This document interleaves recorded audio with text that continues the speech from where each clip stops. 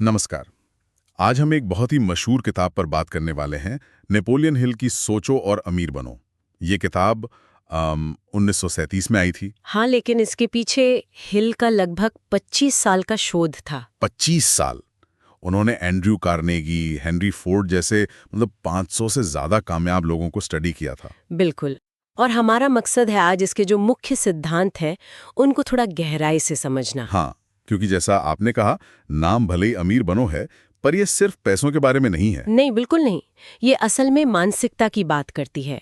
इच्छा शक्ति, अनुशासन, विश्वास, ये सारी चीजें जो किसी भी तरह की सफलता के लिए जरूरी हैं। तो चलिए शुरू करते हैं।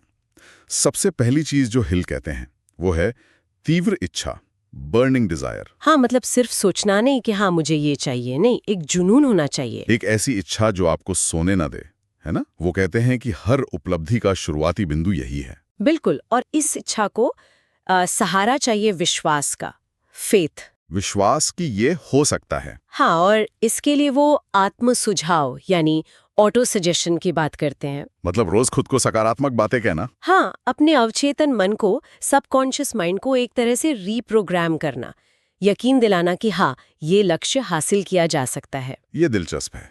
तो इच्छा और विश्वास, हाँ, फिर आगे। आगे हिल जोर देते हैं विशिष्ट ज्ञान पर, स्पेशलाइज्ड नॉलेज। सामान्य ज्ञान नहीं। नहीं, वो कहते हैं सामान्य ज्ञान तो बहुत है, पर आपके लक्ष्य के लिए जो खास जानकारी या हुनर चाहिए वो हासिल करना जरूरी है। आज के जमाने में तो ये शायद और भी ज्यादा लागू होता है। बिल्कुल।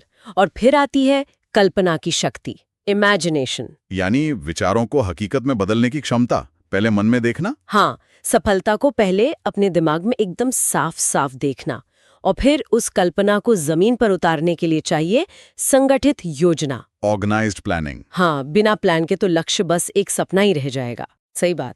और हिल ये भी कहते हैं कि योजनाएं एकदम पक्की नहीं होनी चाहिए, जरूरत पड़ने पर उन्हें बदलने के लिए तैयार रहना चाहिए। लचीलापन जरूरी है। हाँ। अच्छा, योजना बन गई लेकिन मुश्किलें तो आएंगी। बिल्कुल आएंगी, और यहीं पर दृढ़ता यानी परसिस्टेंस काम आती है। टिके रहना, हार न मानना। हिल ने कई उदाहरण दिए हैं, जैसे हेनरी फोर्ड का भी। हाँ, ज्यादातर सफल लोगों की कहानियों में ये चीज दिखती है, वो मुश्किल वक्त में डटे रहे। और शायद अकेले डटे रहना मुश्किल होता होगा। इसीलिए हिल मास्टरमाइंड सिद्धांत की बात करते हैं। मास्टरमाइंड, ये क्या है? मतलब ऐसे लोगों का एक समूह बनाना जो आपको समझें, आपका उत्साह बढ़ाएं, आपको सही सलाह दें, जिनके साथ आप विचारों का आदान प्रदान कर सके। अच्छा, यानी अपने जैसे सोचने वाले या आपको सपोर्ट करने वाले लोगों के साथ जुड़ना। हाँ, जो आपके विजन को साझा करे और आपको चुनौती भी दें, ये बहुत जरूरी है। ये तो बहुत अहम बात है। और एक और चीज, निर्णय लेना, डिसीजन मेकिंग। हाँ, हिल कहते हैं कि सफल लोग जल्दी और मजबूती से फैसले लेते हैं, और जो असफल होते हैं वो अक्सर टालमटोल करते हैं। अनिर्णय वो शक और डर पैदा करता है। और ये सब कहीं ना कहीं हमारे अवचेतन मन से जुड़ा है ना? बिल्कुल, सबकॉन्शियस माइंड।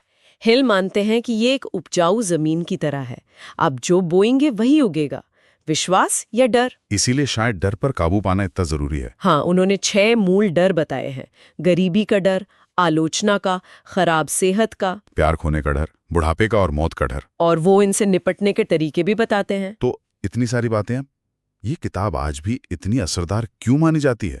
लगभग 90 साल हो गए। मेरे ख्याल से इसलिए क्योंकि ये सिर्फ क्या करना है ये नहीं बताती, बल्कि कैसे सोचना है इस पर फोकस करती है। मानसिकता पर ज्यादा जोर है। हाँ, ये सफलता के मनोविज्ञान की बात करती है, और ये सिद्धांत समय के साथ पुराने नहीं होते, इसीलिए आज भी टॉप अचीवर्स इन उसूलों को मानते हैं।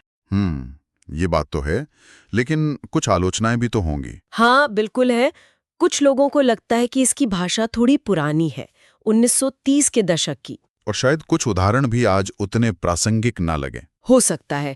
और कुछ पाठक इसे थोड़ा मोटिवेशनल ज्यादा पाते, प्रैक्टिकल स्टेप्स कम। उन्हें शायद एक स्टेप बाय स्टेप गाइड चाहिए होती है। हाँ, जबकि ये किताब ज्यादातर आपकी सोच बदलने पर काम करती है। तो अगर हम समेटें तो मूल बात क्या है? एक तीव्र इच्छा, उस पर अटूट विश्वास, विशिष्ट ज्ञान, सही योजना, दृढ़ता और सही लोगों का साथ यानी मास्टरमाइंड। हाँ, और अपने डर पर काबू पाना, ये सब मिलकर सफलता का रास्ता बनाते हैं। बिल्कुल, ये कोई जल्दी अमीर बनो स्कीम नहीं है, ये तो सफलता के मनोविज्ञान की गहरी समझ है। और अगर इसे ठीक से अपनाया जाए तो ये न सिर्फ आर्थिक रूप से बल्कि मुझे लगता भावनात्मक और मानसिक तौर पर भी जिंदगी बदल सकती है।